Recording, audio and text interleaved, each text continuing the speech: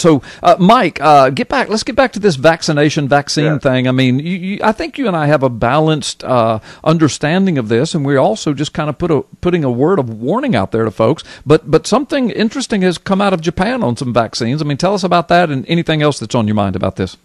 Well, listen, Japan, they started vaccinating their little girls against the HPV virus back in 2009. And in 2013, they brought it all to a screeching halt because they were received so many complaints that these young girls were suffering from psychotic breaks, and it was manifesting in all manner of physical ailments. And so they brought it all to a halt. Yes. There was some psychological issues going on, and there was manifesting in physical ailments. These young girls, they couldn't walk in many cases. So the Japanese government stopped vaccinating them with the HPV vaccine because of all these negative implications associated with it. And I just think that people, Hillary Clinton sent out a tweet this week about vaccines. She said in the tweet, she said, "The science is clear, Carl. The earth is round, the sky is blue, and vaccines work." Okay? Well, what's wrong with that? Well, that tweet exemplifies why we should not trust the government with our health decisions. And we should do our own research. Because guess what? She says, the science is clear.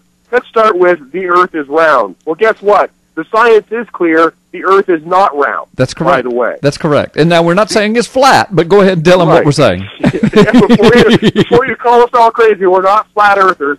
In fact, if you guys Google "Earth is not round," one of the first articles you will see is an article from the Scientific American. And they detail in very clear terms that the Earth is in fact not round. Right. The Earth is an irregular oblate spheroid. Right. I'm looking at that article right now, Scientific American, and you're right. I mean, they've got it documented. So Hillary Clinton says the science is, now this is a government official playing the scientist here, saying the science is clear, the earth is round. Well, guess what? The earth is not round. Right. Okay, that's the first one. The second one is she says... Hey, wait a minute. Before you go any further, this article says our globe, however, is not even a perfect oblate spheroid. Because that's what I said. It's an irregular oblate. Yeah. Okay. Well, good. Yeah, and it talks about it. And anyway, so you're absolutely right. The science is not clear.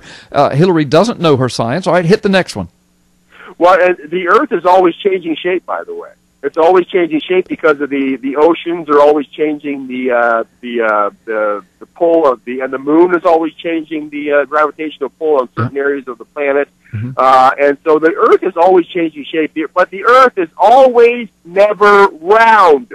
Right. Okay. That's all right. Now the next one was the sky is blue. Now, Carl, I lived for 4 years up in the Arctic Circle. Right. Okay. There were several weeks of the year where the sky was never blue. Right. The sky was always black. Right. Or varying shades of gray. Right. Okay. The Earth, Hillary says the science is clear, the sky is blue. Well, guess what?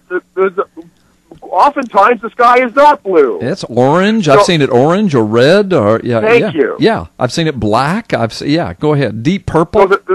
So the science is clear, Carl. The Earth is round and the sky is blue. Yeah. And yet what she said is exactly wrong. Right. The sky is not always blue. Right. And the Earth is never round.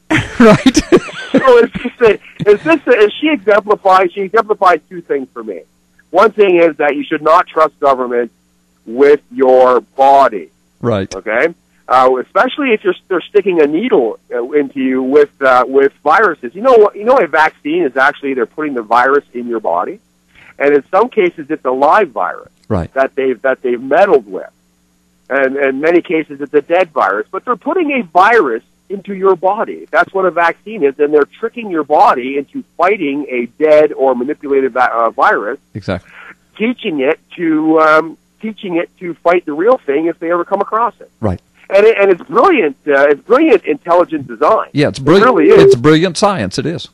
Yeah, it is. And intelligent design science. Yes. This is not evolution in action. That's right. This is intelligent. Evolution in action would kill us all if we allowed it. Right. This is creation science at its best.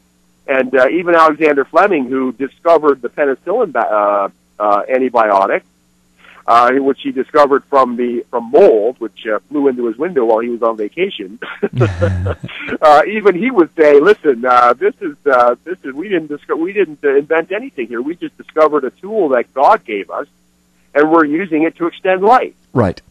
And he was a brilliant man, and he was a little bit untidy, which is why this thing was allowed to fly into his petri dish.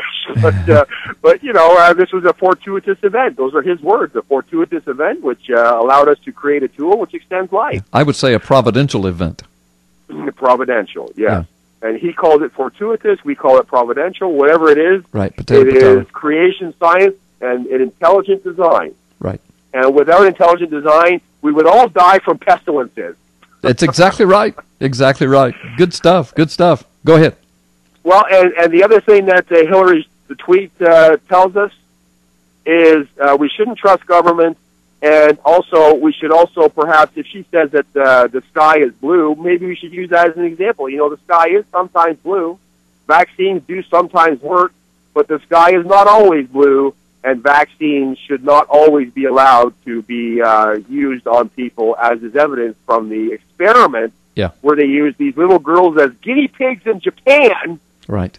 And they were suffering psychotic breaks, and it was manifesting in all manner of physical illnesses. Right. Man, I feel sorry for those little girls out there. Well, there's a lot of little girls in the United States that have been vaccinated with HPV vaccines, Gardasil, etc. And I've begged people that I knew that were doing it. I said, please wait till the science is a little clearer before you inoculate your little girls. Right, and the bottom line here is, for me, is they're treating our little girls like they're animals. I know. And as soon as they get any sort of sexual identity, they're going to run out and have sex because they're just animals. I know. I say we rebel against that and teach them abstinence until marriage. Thank you.